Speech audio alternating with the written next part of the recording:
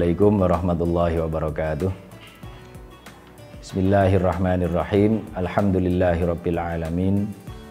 Wassalatu wassalamu ala asyrafil mursalin sayyidina wa maulana Muhammadin wa ala alihi wa ashabihi ajma'in. Amma ba'd.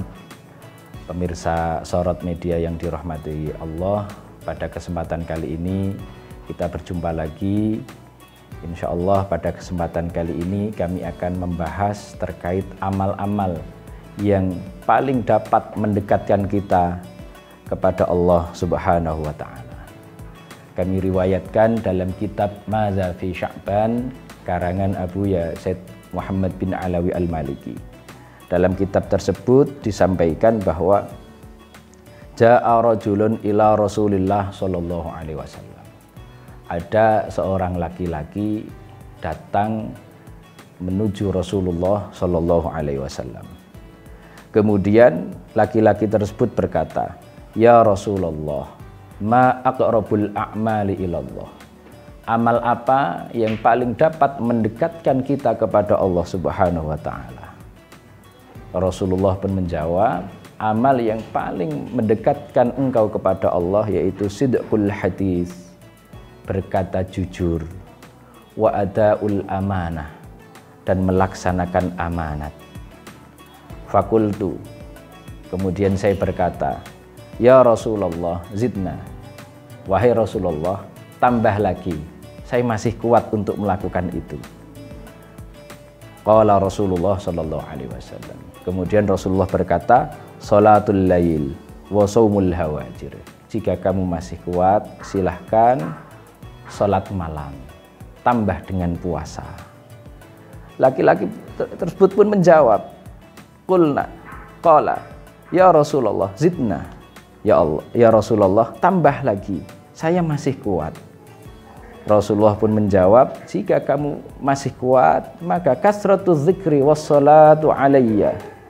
Jika kamu masih kuat, silahkan perbanyak zikir, silahkan engkau perbanyak sholawat atasku, karena sholawat itu dapat menghilangkan kefakiran. Qultu zidna ya Rasulullah, dia masih kuat lagi, minta tambah lagi kepada Rasulullah. Amal-amal itu kami masih kuat wahai Rasulullah. Kemudian Rasulullah menjawab, man amma falyukhaffif. Barang siapa yang mengimami seseorang, maka hendaklah diperingan, jangan memperberat makmum. Wa fa inna minhum al-kabira wal alila wad dha'ifa wa dzal hajah.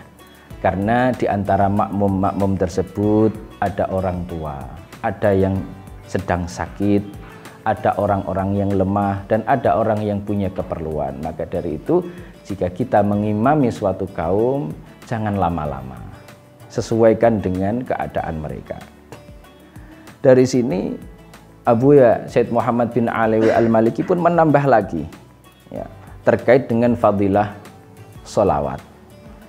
Yaitu dalam suatu riwayat disampaikan bahwa ada seorang laki-laki datang kepada Rasulullah Shallallahu Alaihi Wasallam.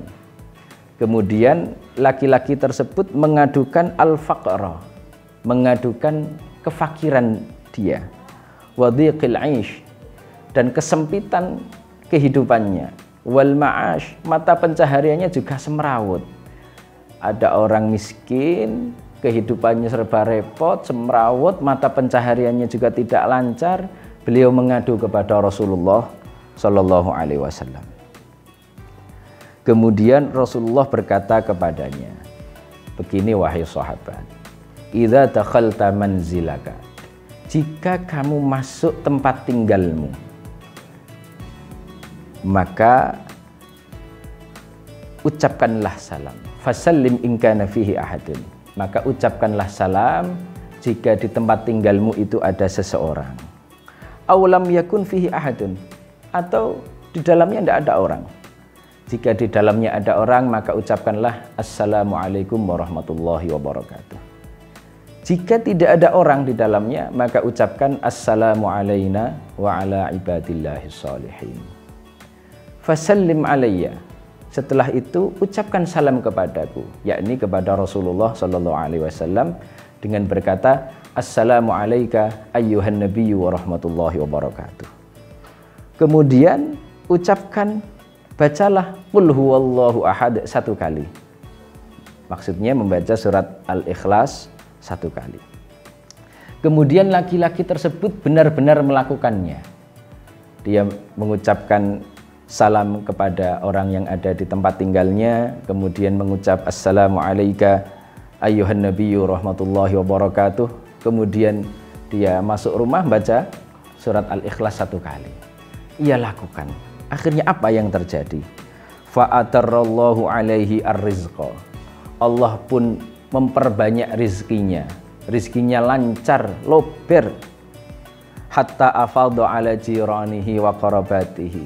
Sehingga rizkinya itu dapat lober kepada tetangga-tetangganya. Dia dapat berbagi kepada kerabat-kerabatnya. Jadi ini adalah ijazah dari Rasulullah Shallallahu Alaihi Wasallam.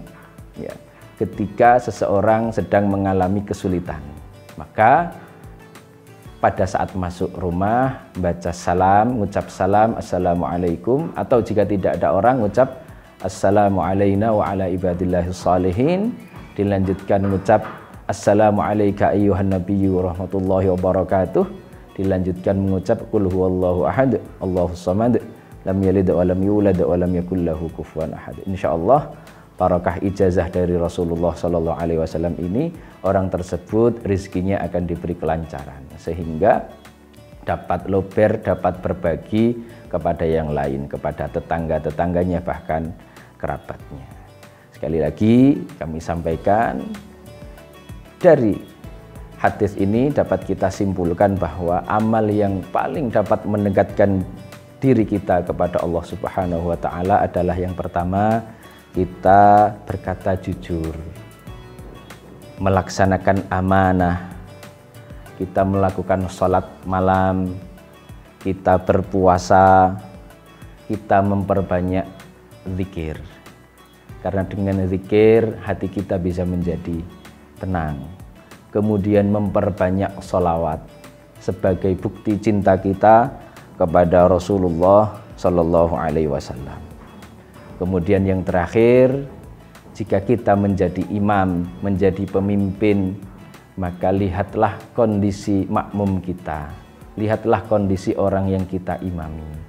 Jika misalnya kita sholat, di dalamnya ada komunitas dari berbagai kalangan, ada orang tua, ada anak-anak, ada orang yang sedang sakit, ada orang yang punya keperluan, maka hendaklah sholatnya tidak diperlama-lama. Sholatnya cukup memenuhi syarat rukun dan sunnah-sunnahnya, tidak usah diperlama, karena itu dapat membuat mereka takut dengan ibadah.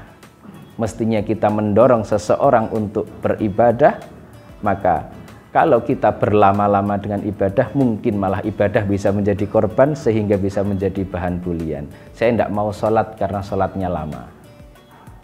Maka Rasulullah pun sejak zaman dulu mewasiatkan kepada kita, sholat jangan lama-lama. Namun sekali lagi ini sesuai dengan kondisi orang masing-masing. Banyak riwayat yang menjelaskan Rasulullah sholatnya lama, tapi di satu sisi Rasulullah juga menasihati orang agar jangan sholat untuk berlama-lama. Intinya semua itu disesuaikan dengan kondisi masyarakatnya. Dan yang terakhir adalah ijazah bagi orang yang sedang mengalami ekonomi kurang baik, maka paling tidak kita lakukan hal ini sekali seumur hidup sebagai bukti kita mengamalkan ilmu. Masuk rumah, ucapkan salam kepada keluarga, jika tidak ada, ucapkan assalamu alayna wa ala ibadillahis shalihin. Kemudian ucap assalamu alayka ayyuhan nabiyyu rahmatullahi wabarakatuh. Kemudian baca surat Al-Ikhlas 1 kali. Bismillahirrahmanirrahim. Qul huwallahu ahad Allahus samad lam yalid wa lam yulad wa lam yakul lahu kufuwan ahad. Semoga apa yang kami sampaikan pada kesempatan kali ini bermanfaat untuk kita semua. Kurang lebihnya mohon maaf. Assalamualaikum warahmatullahi wabarakatuh.